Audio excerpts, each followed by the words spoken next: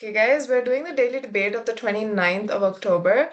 Today's topic is cancel culture is a threat to freedom of speech. We have Idant and Evan over here. Guys, which side would you like to take up? For or against?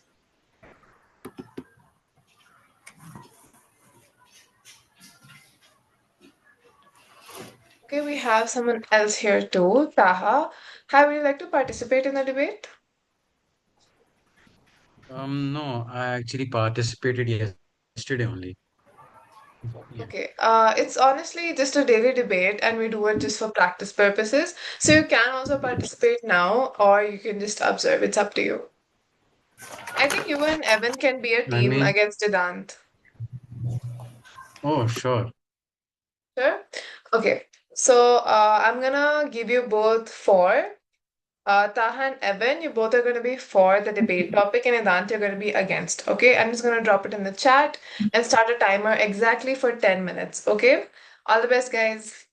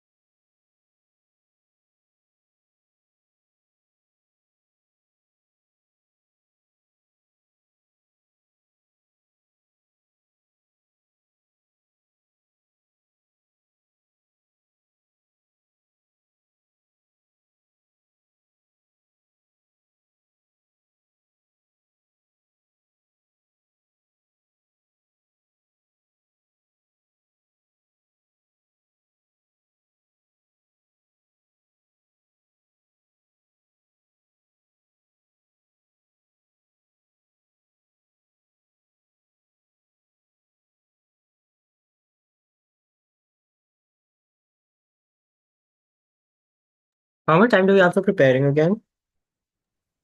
8 more minutes. And how long do our speeches have to be? Okay, since it's two against one, right? I'll give you a rough, like it's not concrete, but I expect all of you to speak individually for 2 minutes for your opening speeches. And then for your replies and POIs, we can just go ahead as you guys wish. हाँ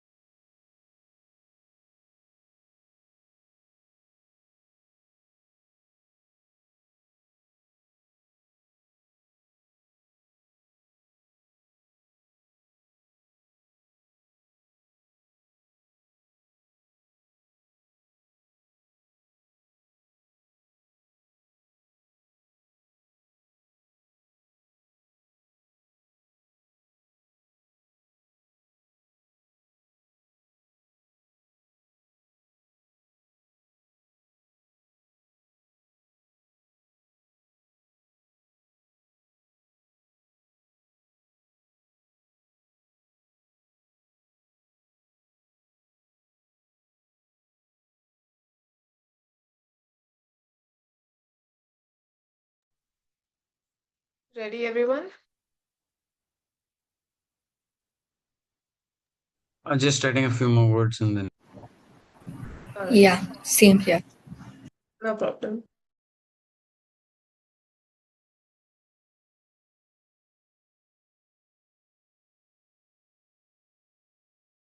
Yeah, I'm done.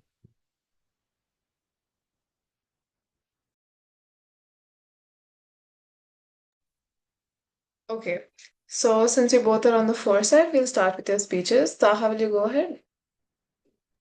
All right. Okay. Self-count yourself. Starting now. Three, two, one. Okay. Cancel culture is a cultural phenomenon in which an individual thought to have acted or spoken unacceptably is ostracized, boycotted, shunned, fired, or assaulted, often aided by social media. Conor Garrell, writing for Vice, states that cancel culture rarely has any tangible or meaningful effect on the lives and the comfortability of the cancelled. So here are 7 points on how I think cancel culture threatens freedom of speech. Number one, it suppresses open dialogue. So cancel culture can create an atmosphere in which people fear voicing their opinions, even if it's constructive, due to the potential backlash they may face. This limits the open dialogue and discourages people from sharing ideas freely and stifles any meaningful debate. And it lacks, second point, it lacks due process. That cancel culture often operates reactively and swiftly, punishing individuals based on public sentiment rather than through a fair and measured process. So, the absence of due process in cancel culture raises concerns about fairness and justice. It creates an environment where people may feel guilty until proven innocent, which contradicts the principles of free speech and personal accountability. Moreover, this rush to judgment can discourage people from admitting mistakes or engaging in self-reflection, fearing that fearing that any admission of fault will lead to extreme backlash. Third, it encourages mob mentality. Cancel culture often manifests as a collective social response, where large groups target an individual or organization for perceived transgressions. The mob mentality associated with cancel culture can overshadow the nuances of individual cases. It creates a hostile environment for discourse. Individuals may be more inclined to participate in cancel campaigns to align themselves with popular sentiment rather than engage critically with the issue at hand. This threatens the freedom of speech and can lead to a chilling effect where people self-censor to avoid becoming the next target of the mob. Fourth, it threatens artistic and intellectual freedom. Creators, writers, and artists may shy away from controversial topics and challenging ideas, fearing backlash, and can stifle artistic and intellectual freedom because they may hesitate to explore themes that might provoke a public outcry. Fifth, freedom of speech includes freedom from overreaction. While freedom of speech does come down with social consequences, the extreme responses driven by cancel culture often go far beyond reasonable repercussions. Canceling someone for a mistake, especially if they express remorse or growth, can discourage others from speaking openly. This pressure to conform to popular opinions to avoid backlash stifles genuine freedom of expression. And sixth, it focuses on systematic issues and not individuals. Opponents of the sorry. This saying, cancel culture addresses systematic issues by calling out individuals who perpetuate harmful behaviors, thereby encouraging broader social change. They assert that this collective action shines a light on injustices and encourages accountability within system power. However, this focus can distract from the larger structural Conclude changes needed. soon. Yeah, Please conclude yeah, soon. sorry. I think, yeah. So basically, uh, the emphasis on public shaming can foster resentment rather than understanding, which may ultimately hinder meaningful dialogue and add reform. Yeah, I'm done. Thank you. Now that speech How crossed long three was that? minutes, and well, that was the reason I raised my hand, but that's okay. I encourage that. But let's move on to Evan. Your speech, please. Yeah. Three, two, one. Greetings. I would like to talk to you about a threat to our freedom of speech. This threat is cancel culture. If in our daily life at school, I do something against norms, like correcting the teacher when they make a factual error, cancel culture states that I have to be boycotted. How is something designated as socially unacceptable? Usually, it's something against one person's views, and he or she spreads these views to others. The people around this person follow this new ideal in view of fitting in. Thus, in a chain reaction, thoughts and words are suppressed, thus removing our freedom of speech slowly but surely. Most of the times, the boycotted person was speaking right against others. The right words go against the powerful, and the powerful do damage control, and suddenly the right disappears. Therefore, I feel that cancel culture should not be followed. We can avoid cancel culture by speaking against it. If it doesn't work immediately, we have inspired something else to do the same. He will speak against it, and it will cause another chain reaction, which continues until cancel culture itself is cancelled. Thank you. Thank you so much. Idant, do you want to give your speech now? Sure. Okay, I'm not prepared that much because I was just listening. So I'll be starting on a self count of three, two, one. Good evening, I'm Adhant, and I will be supporting the opposition that cancel culture. Wait, I'll start again. Good evening, I'm Adhant, and I'll be supporting the opposition that cancel culture is not a threat to the freedom of speech. First of all, I'll be starting with a few rebuttals. The first speaker totally destroyed the meaning of A, what cancel culture is, and B, what it stands for. Cancel culture is not about shunning and fighting ideas. It is actually the practice of holding individuals publicly accountable for any offensive actions or statements that they have made. This is done often through social media driven backlash or boycotts. Moving on, people can still voice their opinions. First speaker talked about how it's harder for people to admit mistakes. However, isn't it exactly the opposite in cancel culture? When people gain more opinions, when people are gaining more views on what they have talked about, it's actually easier for them to admit mistakes due to more perspectives. Furthermore, they also talked about self censoring. However, that's actually a plus point for cancel culture. So, thank you, proposition, because self censoring will not only help people reach an idealized world where they're not cussing out each other randomly based on the random information that they have from the internet. Furthermore, the first speaker started and ended their speech with addressing systematic issue and talking about how cancel culture actually does that. Isn't that beneficial to cancel culture itself? Moving to the second speaker.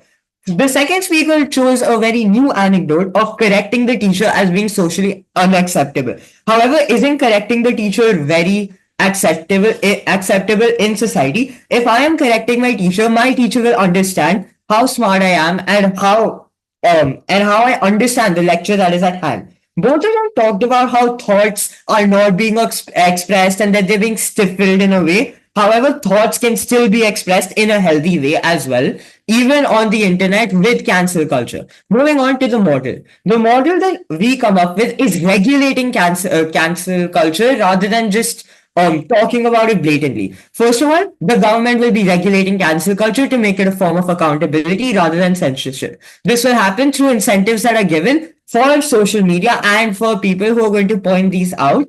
And incentives will be given to public figures to make sure that they have a good face. This basically refutes everything that the opposition has talked about. First, now I'll be moving on to my points. First, cancel culture actually holds individuals accountable for actions or statements that may harm others. It just marginalized groups a platform to voice their concerns and challenge behavior that would otherwise go unchecked. Freedom of speech still allows individuals to speak out, but cancel culture promotes responsibility for the impact of those words. Public figures are held responsible for what they're speaking about, for who they're influencing, and hence they will make sure that they're careful about what they're posting on social media apps. Moving on to the public opinion versus the government suppression. True threats to freedom of speech often come from government censorship or institutional control over expression, not from public backlash, which the proposition has just forgotten about. Cancel culture represents society's collective expression of values and opinions, not a legally binding restriction on one's right to speak.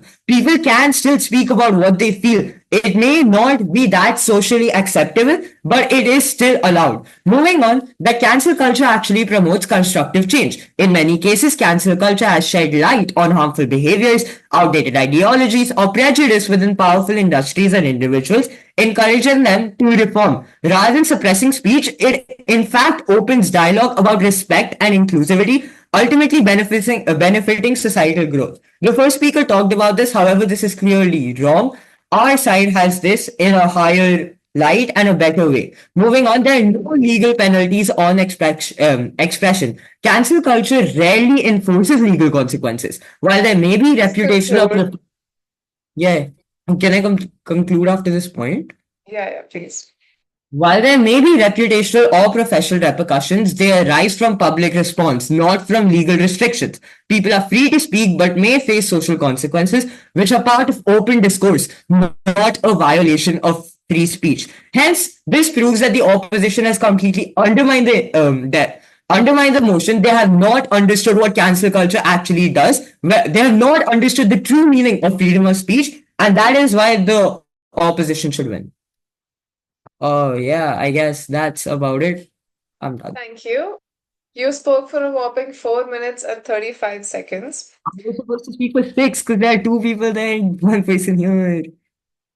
No, But I didn't okay. really want to do that because already, for Yeah, like that's cool. debate, in like beginning debaters, it's a bit like you cannot bombard them with so many points, right? And Nidant, that was a good MUN approach. I could feel that. It's a good MUN approach because opening statements, usually in informal and formal debates, they begin with just what you believe in. And then when you're rebutting, that is when you get into what the government said wrong. Not the opposition, the government said wrong. Okay? My But bad. anyway, since Idant has already covered a few of the rebuttals that he wanted to do you both have a question for him? Can I do a rebuttal?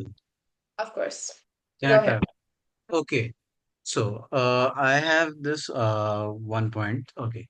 So, while freedom of speech does come with social consequences, so basically, no, actually, sorry, completely forgot what I was trying Can to. I, Go ahead, Evan. can I make a POI? So, in the opposition speech, he mentioned how self censorship is working in people cussing over randomly things they found on the internet. But doesn't that demonstrate the people's ununderstanding on what the actual topic is at hand before they go with the flow and follow the mob?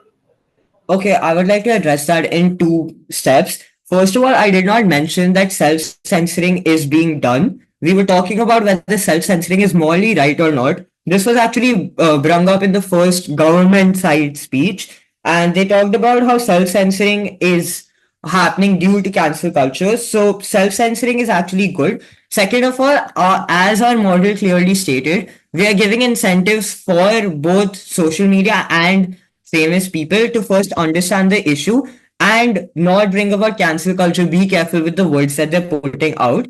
So that's why your point is clearly refuted. Because if our model is kind of making sure that it's going ahead, then yeah. Okay. Any more questions for Adant? Not really, but I just wanted to say like this is very informal. I just wanted to say something about like the feedback thing, which is not part of this debate. But can I say that? You can ask about that. Okay. What about we end the debate first and then we can talk about that. All right. Okay. Idant, seeing as you've already rebutted them in your opening speech, I will not be allowing you to rebut the government for now. Let's I move kind on to the feedback. Is that okay then? Or do you have a question to bring out? So I can't ask questions or I can ask questions? Do you have anything ready with you? I just have a question for first government. When you talk about Try not to addressing be system, aggressive. what? Try to not be that aggressive when you're asking a POI or a rebut, okay, a rebuttal. Yeah. When you're asking about when you talked about systematic issues in your speech, could you explain what systematic issues means? Like, could you define what you mean about systematic issues? Yeah, yeah. Wait a second.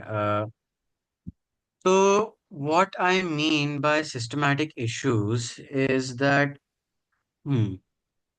So basically, what I mean is that the focus that from this focus that it can distract from the larger structural changes needed to address these systematic issues. So basically, opponents of the proposition argue that cancel culture addresses systematic issues by calling out individuals who perpetuate harmful behaviors. You know, so thereby encouraging broader social change.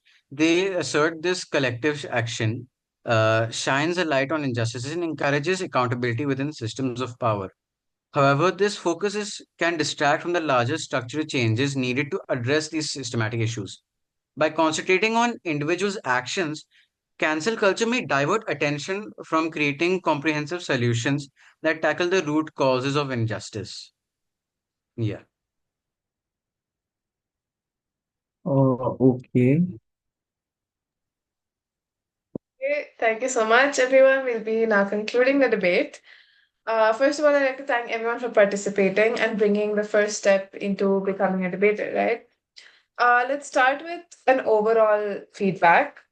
Hooks. Whenever you're debating, formal, informal, with your friends, hooks are very important, right? When you're beginning your speech and ending them, having a line that catches people's attention is really important because let's say you're in an MUN and there's like 50 delegates in the room with you. The judge is not going to listen to all of them with the same attention, right? You need to bring that attention towards you. So hooks can be really important for that and really good for your speech, right? So try to incorporate that in your speeches from next time. Whenever you're starting a speech, just put a little line, a little quote, or something that you think is controversial enough to, get the debate or get the whole room's attention on you. Okay, second of all, a lot I tell this to a lot of debaters because it's really important. And whenever you're debating on a certain topic, it's never just completely confined to that one topic. There are millions of other things you can connect to it, right? So suppose I'm talking about, let's say, fairness of news, right? I can bring in history. I can bring in how news used to be really fair back then, but now because of corruption, whatnot, it's becoming like this. I can bring in economy. I can bring in the government. I can bring in maybe environment. I can bring in so many different aspects for that one particular topic. So when you're trying to come up with arguments, try to bring a lot of other places to talk about. Okay. And that obviously comes with practice, so don't worry about it. Taha, definitely see an improved voice modulation and confidence when you're speaking. Let's keep working on that. And a lot of beginning debaters do have this problem where they have to, it's not a problem really, it's honestly just a stepping stone, let's say. They read out whatever speech they've written, and it's not wrong to do that, but it's way better to just start practicing writing out the main point you want to say and saying it in your own words.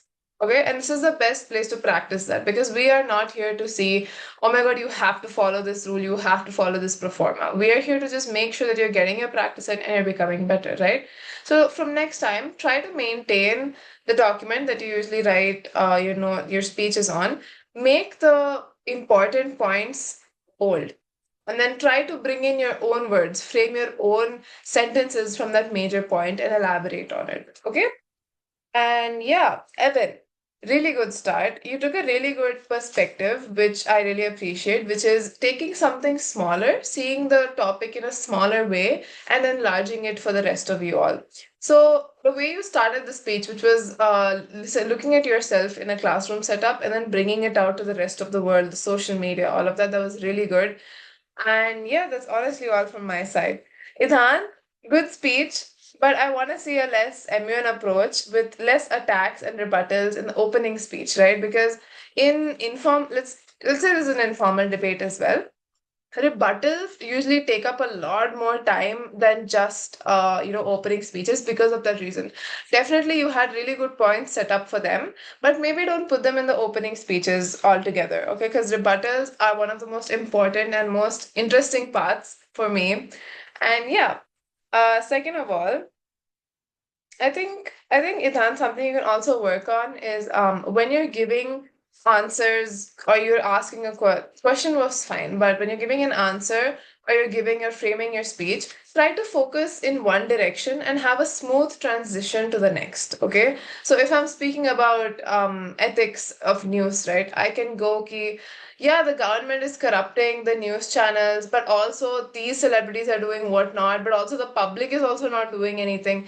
There's a lack of consistency. So, for everyone in your speeches, try to keep your main point as the focus. Your concentration should be on the main point of whatever you're supporting. But you should definitely have a smoother transition into everything else you want to talk about. So I can go, yes, ethics of the news, which is being put out nowadays, needs to be very well versed by the government, because it's really important that all the public does not get these fake news and that doesn't influence everything that's going on in society right now. It's really important to have the connection when you're saying everything, right? And yeah, I think that concludes it from my side. With that, we'll be concluding the debate for today. Please join in for the next ones. Thank you.